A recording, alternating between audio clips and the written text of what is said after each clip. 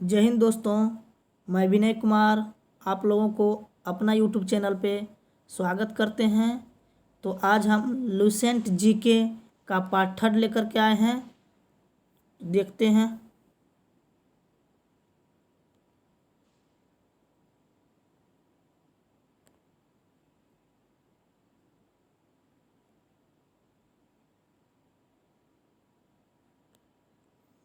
जिस काल में मनुष्यों ने घटनाओं का कोई लिखित विवरण उद्धृत नहीं किया उसे क्या कहते हैं? प्रागैतिहासिक काल। मानव विकास के उस काल को क्या कहा जाता है जिसका विवरण लिखित रूप से उपलब्ध है? इतिहास। मानव विकास के उस काल को क्या कहते हैं जिस काल में लेखन कला के प्रचलन के बाद भी उपलब्ध लेख पढ़े नहीं जा सके? आदि ऐतिहासिक काल। ज्ञानी मानव होमो सेपियंस का प्रवेश इस धरती पर कितने हजार वर्ष पूर्व हुआ था? 30 से 40 हजार वर्ष पूर्व। पूर्व पाषाण युग के मानव की जीविका का मुख्य आधार क्या था? शिकार।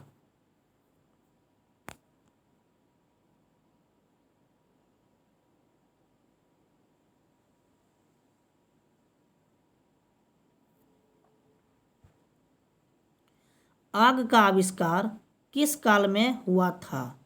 पूर्व पाषाण काल में। पहिए का आविष्कार किस काल में हुआ था? नवपाषाण काल में। मनुष्य में अस्थायी निवास की प्रवृत्ति किस काल में हुई थी? नवपाषाण काल में।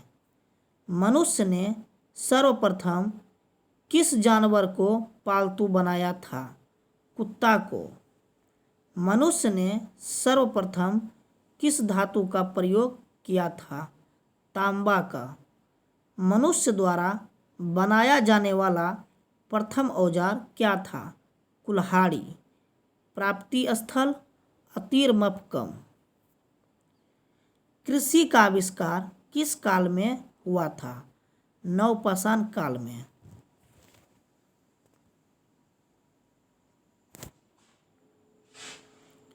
प्रागैतिहासिक अन्न उत्पादक स्थल किस स्थान पर अवस्थित है? मेहरगढ़, पश्चिमी बलूचिस्तान में। कृषि के लिए अपनाई गई सबसे प्राचीन फसल कौन था? गेहूँ पहली फसल एवं जौ दूसरा। कृषि का प्रथम उदाहरण कहाँ से प्राप्त हुआ है? मेहरगढ़ से। सर्वप्रथम भारतीय पुरापाषाण कलाकृति की खोज कहाँ पर हुई थी? पल्लावरम नामक स्थान पर। भारत में पूर्व प्रस्तर युग के अधिकांश औजार किसके बने थे? स्फटिक पत्थर के। स्फटिक यानी पत्थर के। सर्वप्रथम भारत में पुरापाषाण कालीन औजार की खोज किसने की थी? रॉबर्ट ब्रूस फुट ने 1863 ईस्वी में। भारत का सबसे प्राचीन नगर कौन था? मोहनजोदड़ो। सिंधी भाषा में मोहनजोदड़ो का अर्थ क्या है? मृतकों का टीला।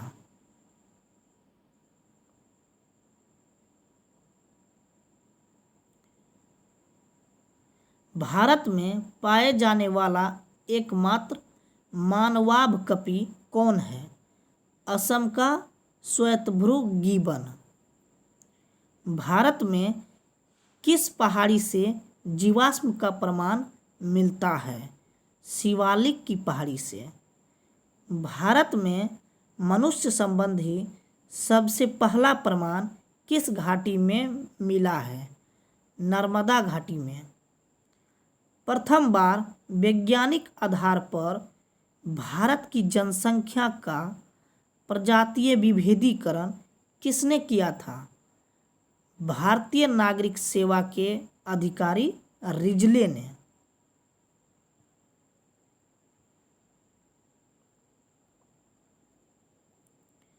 रेडियो कार्बन C14 जैसी नवीन विश्लेषण पद्धति के द्वारा सिंधु सभ्यता के सर्वमान्य तिथि क्या मानी गई है? 2400 ईसा पूर्व से 1700 ईसा पूर्व। सिंधु सभ्यता की खोज किसने की थी? राय बहादुर दयाराम साहनी ने।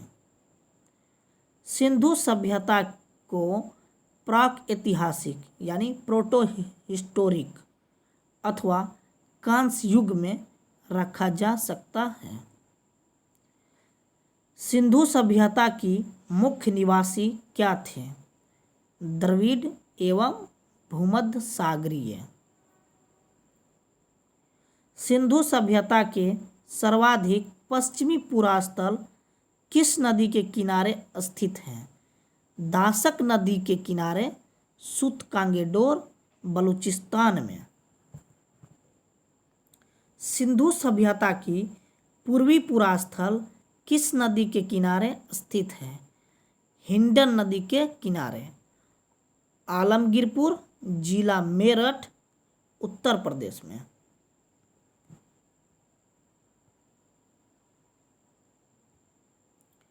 सिंधु सभ्यता की सर्वाधिक उत्तरी पुरास्थल किस नदी के किनारे स्थित है? चिनाब नदी के किनारे। मांदा जम्मू कश्मीर में। सिंधु सभ्यता के सर्वाधिक दक्षिणी पुरास्थल किस नदी के किनारे स्थित है? गोदावरी नदी के तट पर। दाइमाबाद जिला अहमदनगर महाराष्ट्र। सिंधु सभ्यता एवं सैंधव सभ्यता किस प्रकार की सभ्यता थी? नगरीय सभ्यता। सैंधव सभ्यता के 6 सबसे प्रमुख बड़े नगर कौन कौन हैं?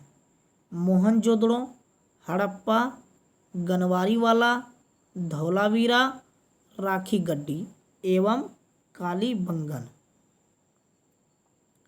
स्वतंत्रता प्राप्ति पश्चात हड़प्पा संस्कृति के सर्वाधिक स्थल कहाँ खोजे गए? गुजरात में। सिंधु सभ्यता का प्रमुख बंदरगाह कौन था?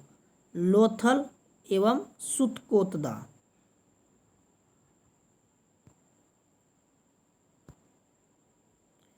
जूते हुए खेत और नक्काशीदार ईंटों के प्रयोग का साक्ष्य कहाँ से प्राप्त हुआ है? कालीबंगन से। सैंधव सभ्यता की सबसे बड़ी इमारत कौन थी? मोहनजोदड़ो से प्राप्त अन्नागार। सिंधु सभ्यता में तांबा का आयातित किस प्रदेश से होता था? खेतड़ी, बलूचिस्तान और ओमान से। सिंधु सभ्यता में चांदी का आयात किस प्रदेश से होता था? अफगानिस्तान, ईरान से। सिंधु सभ्यता में सोना का आयात किस प्रदेश से होता था? कर्नाटक, अफगानिस्तान एवं ईरान से। सिंधु सभ्यता में टीन का आयात किस प्रदेश से होता था? अफगानिस्तान, ईरान से। सिंधु सभ्यता में गोमेद का आयात किस प्रदेश से होता था? सौराष्ट्र से।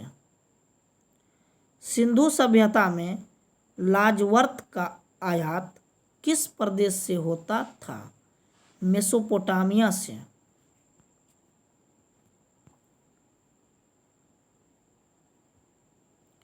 सिंधु सभ्यता में सीसा का आयात किस प्रदेश से होता था? ईरान से। बृहत स्नानागार कहाँ से प्राप्त हुआ है? मोहनजोदड़ो से। सिंधु सभ्यता में अग्निकुंड कहाँ से प्राप्त हुआ है? लोथल एवं कालीबंगन से। 3 मुख वाले देवता पशुपतिनाथ की मूर्ति कहाँ से प्राप्त हुई है? मोहनजोदड़ो से। पशुपतिनाथ की मूर्ति के चारों ओर हाथी, गेंडा, चीता, भैंसा विराजमान है। नर्तकी की एक कांस्य मूर्ति किस स्थल से प्राप्त हुई है? मोहनजोदड़ो से। हड़प्पा संस्कृति के मोहरों पर सबसे अधिक किस पशु का अंकन मिलता है? श्रृंगी पशु का, एक श्रृंगी पशु का। दोस्तों, आप लोगों को यदि अच्छा लगा हो तो प्लीज़ इसे like, share, subscribe and comment करना ना भूलें। Thank you.